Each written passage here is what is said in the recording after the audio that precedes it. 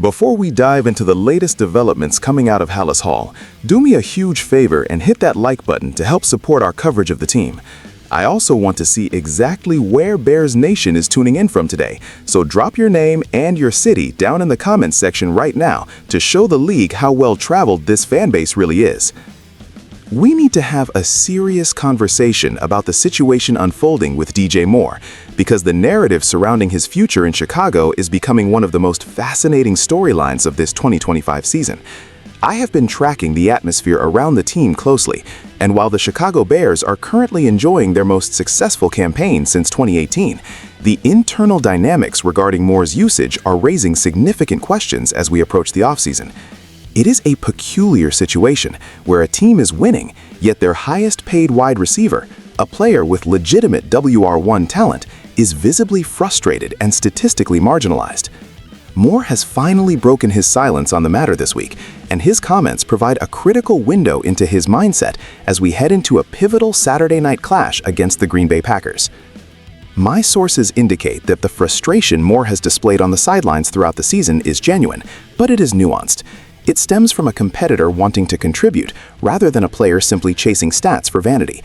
We have seen second-year quarterback Caleb Williams work through his own developmental curve this year, and it has become increasingly clear that Williams has developed a specific rapport with Rome Odunze, often favoring him over Moore.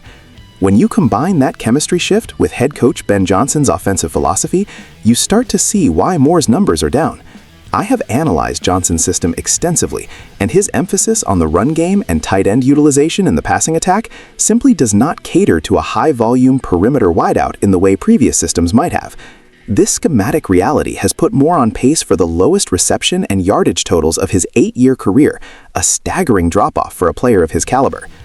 Despite the statistical regression, Moore's recent appearance on Good Morning Football suggests a shift in perspective now that the wins are piling up.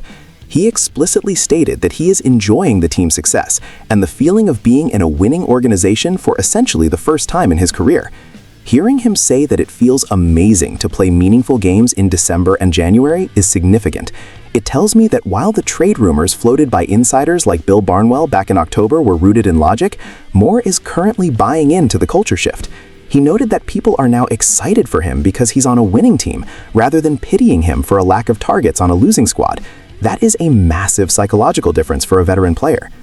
However, the immediate situation has changed drastically regarding the roster health, and this is where the strategic element for this weekend comes into play. I've been told that Rome Odunze will officially miss the Saturday night game against Green Bay due to a stress fracture in his foot. Furthermore, rookie slot receiver Luther Burden III is also out. This is a massive development.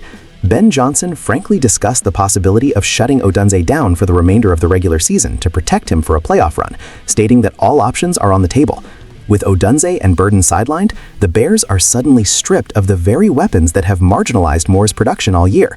By default and by necessity, DJ Moore is thrust back into the undeniable WR1 role for a game that will decide the leader of the NFC North with just 2 weeks left in the regular season.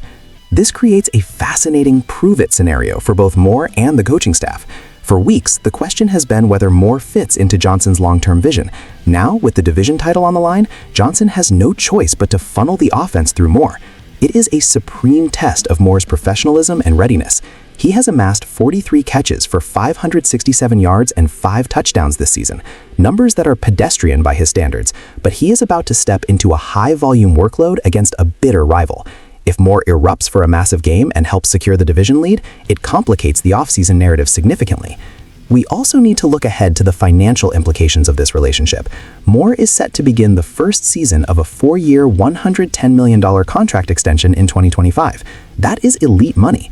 My analysis of the salary cap situation suggests that paying a receiver $27.5 million annually to be a decoy in a run-first offense is not sustainable roster management. If Caleb Williams continues to prefer Odunze, assuming he returns healthy, and the system remains tight end-centric, the Bears have a difficult decision to make in March. A trade remains a very viable outcome when the new league year begins. There are plenty of receiver-needy teams that would view Moore as the missing piece and would be willing to absorb that contract for a true alpha receiver. However, for the next few weeks, all that noise has to be silenced. The Bears are in a position to make a deep postseason run, and Ben Johnson knows he needs veteran reliability on the perimeter. The coaching staff is essentially making a bet on the playoffs, possibly without their young star in Odunze, which places the burden of the passing attack squarely on Moore's shoulders.